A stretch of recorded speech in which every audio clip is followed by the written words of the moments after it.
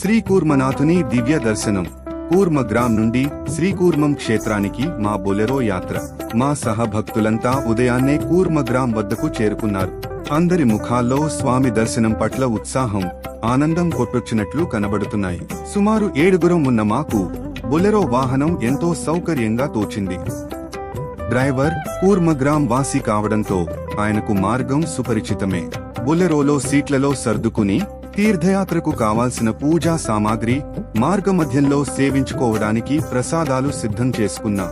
యాత్ర ప్రారంభానికి ముందు పెద్దల ఆశీర్వాదం తీసుకుని బొలెరోకు తిలకం దిద్ది శ్రీ కూర్మనాథ గోవింద, ఓం నమో నారాయణాయ అంటూ జయఘోష చేస్తూ ప్రయాణాన్ని మొదలుపెట్టాం. సృష్టి భారాన్ని తన వీపుపై మోసిన శ్రీ మహావిష్ణువు ద్వితీయ అవతారమైన కూర్మనాథ స్వామిని దర్శించుకునే సుదీర్ఘ యాత్రకు మేమంతా సిద్ధమయ్యాం. కూర్మగ్రామ్ వేదిక్ విలేజ్ పచ్చని ప్రకృతి, ఆధ్యాత్మిక వాతావరణం నుండి మొదలైన మా ఈ ప్రయాణం శ్రీకాకుళం జిల్లాలోని పుణ్యక్షేత్రం శ్రీకూర్మం చేరుకోవడమే లక్ష్యం. ప్రకృతి అందాల మధ్య ప్రయాణం. శ్రీకాకుళం జిల్లాలోని రోడ్ల వెంట మా బొలెరో సాగుతుండగా ఇరువైపులా ఉన్న పచ్చని వరి పొలాలు, కొబ్బరి తోటలు కనువిందు చేశాయి. పొలాల్లో పనిచేసే రైతులు, పల్లెటూరి ఇళ్ల నిర్మాణాలు, స్వచ్ఛమైన గాలి, ఈ దృశ్యాలు మా మనసులకు ఆహ్లాదాన్నిచ్చాయి. కూర్మగ్రామ్ వేదిక్ విలేజ్ లోని ప్రశాంతతను మాతో పాటు తీసుకెళ్తూ మేము పట్టణ సందడిని దాటుకుని కూర్మనాథ క్షేత్రం వైపు పయనించాం. మా ప్రయాణం గమ్యాన్ని చేరుకుంది. దూరం నుంచే శ్రీకూర్మం దేవాలయం యొక్క విశిష్టమైన గోపురం దర్శనమిచ్చింది. ఆలయ ప్రాంగణంలోకి అడుగుపెడుతున్నప్పుడే ఒక అనిర్వచనీయమైన శాంతి, ఆధ్యాత్మిక అనుభూతి మనసును చుట్టుముట్టాయి. మేము ముందుగా ఆలయానికి అనుబంధంగా ఉన్న పవిత్రమైన శ్వేత పుష్కరిణి వద్దకు వెళ్ళాం. దీనికి మోక్ష స్థానంగా, కాశీకి సమానమైన పుణ్యక్షేత్రంగా ప్రాముఖ్యత ఉంది. ఈ కోనేరు మధ్యలో ఉన్న నరసింహ మండపాన్ని చూసి పితృదేవతల స్మరణ చేసుకున్నాం. అనంతరం ఆలయ దర్శనం కోసం క్యూలో నిల్చున్నాం. ఆలయ వాస్తుశిల్పం, గోడలపై ఉన్న అద్భుతమైన శిల్పాలు మమ్మల్ని మంత్రముగ్ధుల్ని చేశాయి. ముఖ్యంగా ఆలయ మండపంలో ఉన్న 108 ఏకశిలా స్తంభాలు, వాటిలో ఏ ఒక్కటి కూడా మరొక దానిని పోలి ఉండకపోవడం ఆనాటి కళాకారుల నైపుణ్యానికి నిదర్శనం. చివరికి గర్భగుడికి చేరుకున్నాం. అక్కడ పశ్చిమాభిముఖంగా కొలువై ఉన్న శ్రీకూర్మనాథుని దివ్య దర్శనం లభించింది. శంఖు, చక్ర, గద, పద్మాలను ధరించి తాబేలు రూపంలో ఉన్న స్వామిని కళ్లారా చూడగానే మా యాత్రా ప్రయాస అంతా తీరిపోయింది. ఆ క్షణం సృష్టి భారాన్ని మోస్తున్నావు స్వామి, నా భారాన్ని కూడా తొలగించు అని మనసారా ప్రార్థించి. శ్రీకూర్మం అద్భుత కూర్మావతార క్షేత్రం. చరిత్ర, ప్రాముఖ్యత. శ్రీకాకుళం జిల్లాలోని గార మండలం శ్రీకూర్మం గ్రామంలో వెలసిన శ్రీకూర్మనాథస్వామి దేవాలయం భారతదేశంలోనే ఎంతో విశిష్టమైన, అపురూపమైన పుణ్యక్షేత్రం. శ్రీ మహావిష్ణువు దశావతారాలలో రెండవదైన కూర్మావతార రూపంలో ఇక్కడ కొలువై ఉన్న ఏకైక దేవాలయం ఇది. ఈ ఆలయ చరిత్ర, వాస్తుశిల్పం మరియు ఆధ్యాత్మిక ప్రాముఖ్యత భక్తులకు, చరిత్రకారులకు ఎంతో ఆసక్తిని కలిగిస్తాయి. చరిత్ర. పురాణాల నుంచి శాసనాల దాకా. పురాణాల ప్రస్తావన. శ్రీకూర్మనాథుని గురించి కూర్మ, విష్ణు, అగ్ని, పద్మ, బ్రహ్మాండ పురాణాలలో ప్రస్తావన ఉంది. క్షీరసాగర మథనం సమయంలో మందర పర్వతాన్ని మోయడానికి శ్రీ మహావిష్ణువు కూర్మావతారం ధరించాడు. ఆ రూపాన్నే బ్రహ్మదేవుడు ఇక్కడ ప్రతిష్ఠించినట్లు స్థల పురాణం చెబుతుంది. చారిత్రక ఆధారాలు. చారిత్రక ఆధారాల ప్రకారం క్రీస్తు శకం 4వ శతాబ్ది నాటికే ఈ ఆలయం ఇక్కడ ఉన్నట్లు తెలుస్తోంది. 7వ శతాబ్దం నుంచి దీని ప్రాముఖ్యత మరింత విస్తరించింది. రాజవంశాల పాలన. ఈ ప్రాంతాన్ని పాలించిన కళింగ, ఆంధ్ర, చోళ రాజవంశాల వారు ఆలయాన్ని వివిధ దశలలో అభివృద్ధి చేశారు. ముఖ్యంగా 11వ శతాబ్దంలో తూర్పు గంగ వంశానికి చెందిన అనంతవర్మ చోడగంగ దేవుడు ఈ ఆలయాన్ని శైవక్షేత్రం, కూర్మేశ్వర ఆలయం నుండి వైష్ణవ క్షేత్రంగా మార్చినట్లు శాసనాలు తెలుపుతున్నాయి. వైష్ణవ ప్రాముఖ్యత. 11వ శతాబ్దంలో శ్రీరామానుజాచార్యులు ఈ క్షేత్రాన్ని సందర్శించి వైష్ణవ సంప్రదాయాన్ని నెలకొల్పారని ప్రతీతి. ఆయన అభ్యర్థన మేరకు ఇక్కడ స్వామి పడమటి ముఖంగా పశ్చిమ దిశకు తిరిగారని, అందువల్లనే ఇక్కడ పశ్చిమ ముఖంగా మరో ధ్వజస్తంభాన్ని ప్రతిష్ఠించారని చెబుతారు.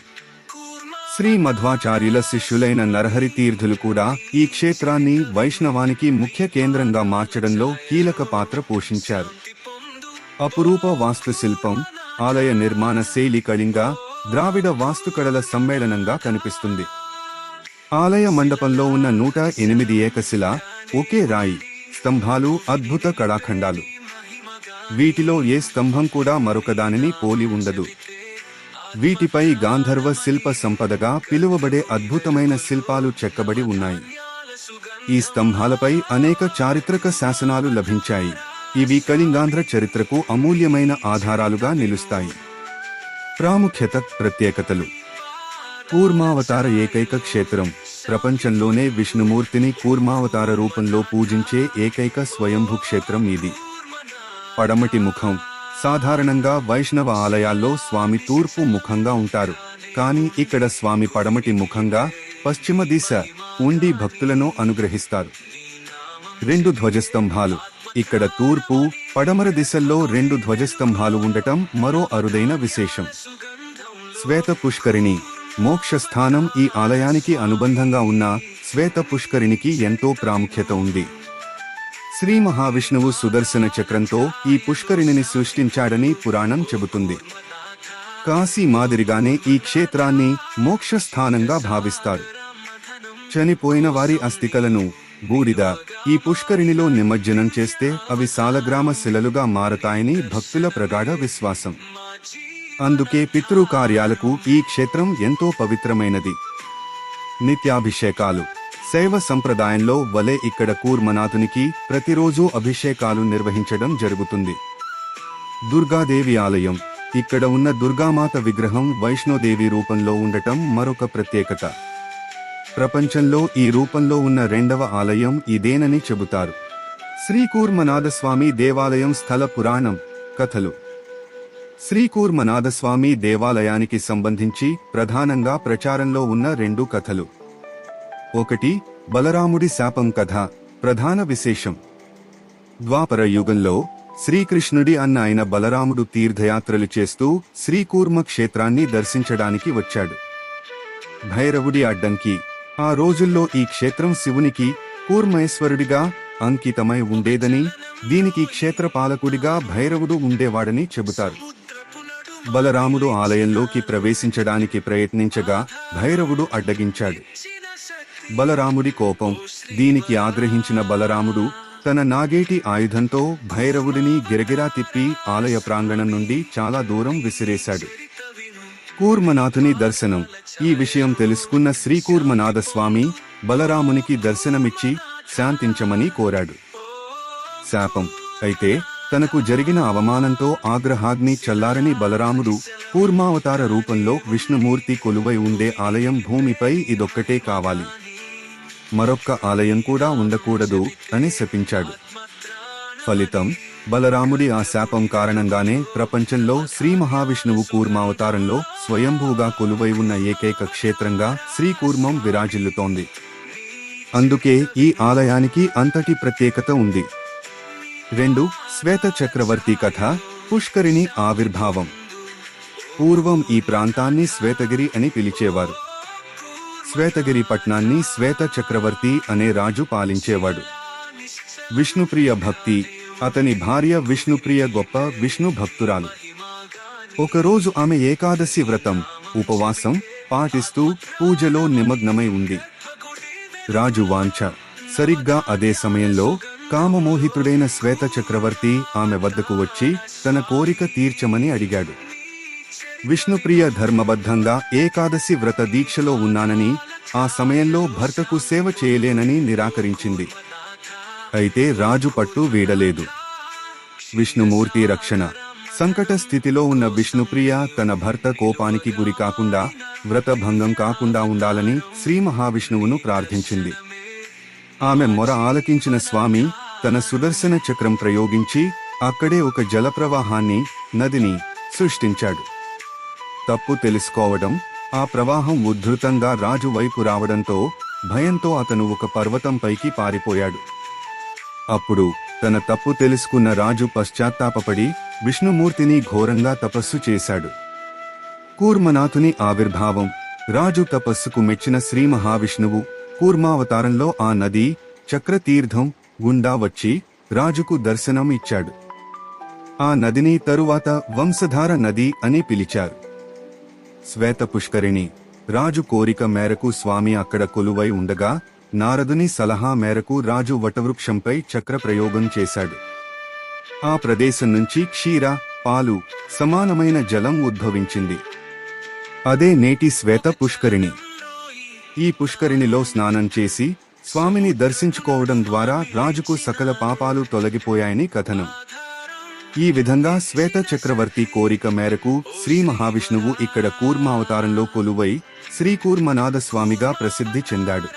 ఆలయ దర్శనం అనంతరం ప్రాంగణంలో ఉన్న నక్షత్ర తాబేళ్ల సంరక్షణ కేంద్రాన్ని సందర్శించాం. ఈ తాబేళ్లను స్వామి ప్రతిరూపాలుగా భావించి భక్తితో గోంగూర ఆకులను తినిపించాం. ఈ అరుదైన జీవులను ఒకే చోట చూడటం, వాటి సంరక్షణకు ఆలయ కమిటీ తీసుకుంటున్న చర్యలను తెలుసుకోవటం మాకు ఎంతో సంతోషాన్ని ఇచ్చింది.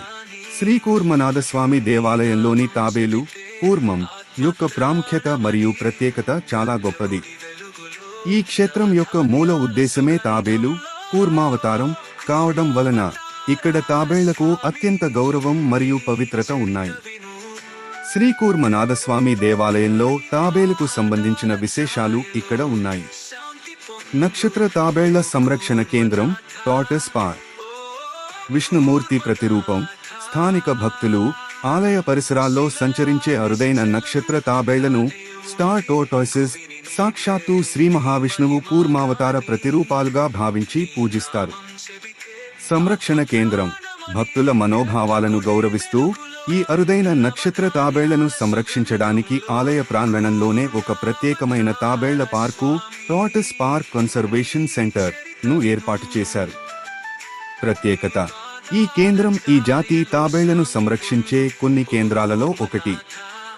భక్తులు తమ భక్తిని చాటుకుంటూ స్వామికి ప్రతీకగా భావించే ఈ తాబేళ్లకు ఆకుకూరలు, ముఖ్యంగా గోంగూర ఆకులు తినిపించడం ఇక్కడ ఆనవాయితీగా వస్తోంది. 3. ఆధ్యాత్మిక ప్రాముఖ్యత. స్థిరత్వం, దీర్ఘాయువు. హిందూ ధర్మం ప్రకారం తాబేలు, కూర్మం స్థిరత్వం, శక్తి, సృష్టికి మూలం మరియు దీర్ఘాయువుకు చిహ్నంగా పరిగణించబడుతుంది. భారము మోయిట. కూర్మావతారం సృష్టి భారాన్ని, క్షీరసాగర మదనంలో మందర పర్వతం భారాన్ని మోసింది కాబట్టి కూర్మనాథుని దర్శనం ద్వారా భక్తుల కష్టాలు, భారాలు తొలగిపోతాయని, వారికి రక్షణ, అదృష్టం మరియు శ్రేయస్సు లభిస్తాయని విశ్వాసం. శ్రీకూర్మం క్షేత్రానికి వచ్చే భక్తులు తప్పకుండా స్వామిని కూర్మావతార రూపంలో దర్శించుకోవడంతో పాటు ఆలయ ప్రాంగణంలో ఉన్న నక్షత్ర తాబేళ్లను చూసి వాటికి ఆహారం అందించి తమ భక్తిని వ్యక్తపరుస్తారు. బొలెరోలో తిరిగి కూర్మగ్రాం వైపు పయనమవుతున్నా మా మనసంతా కూర్మనాథస్వామి రూపంతో నిండిపోయింది. జీవితంలో ఒక్కసారైనా దర్శించాల్సిన ఈ అద్భుత క్షేత్రానికి మా సహభక్తులతో కలిసి చేసిన ఈ యాత్ర మాకు ఎప్పటికీ మరువలేని ఆధ్యాత్మిక అనుభూతిని ఇచ్చింది. శ్రీ కూర్మనాథ గోవింద గోవింద.